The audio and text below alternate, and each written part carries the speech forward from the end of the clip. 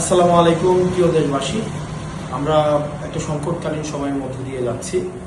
গতকাল মাইলস্টোনে যে ঘটনাটি ঘটেছে, আমাদের অনাকাঙ্ক্ষিত বিমান দুর্ঘটনায় আমাদের অসংখ্য শিক্ষার্থী নিহত হয়েছে। তাদের আত্মার মাগফিরাত কামনা করছি এবং যারা হসপিটালে কাতরাচ্ছে আমরা তাদের সুস্থতা কামনা করছি। আমরা যেই শোকাবহ পরিবেশ তৈরি হয়েছে সেটি কাটানো আমাদের একটা জাতির জন্য খুবই কঠিন এবং খুবই দীর্ঘ একটি প্রক্রিয়া।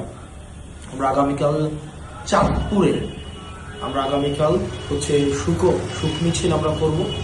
আমরা যারা নিহত হয়েছে এইসব শিক্ষার্থীরা এবং যারা আহত হয়েছে তাদের স্মরণের জন্য আমরা দোয়া করব।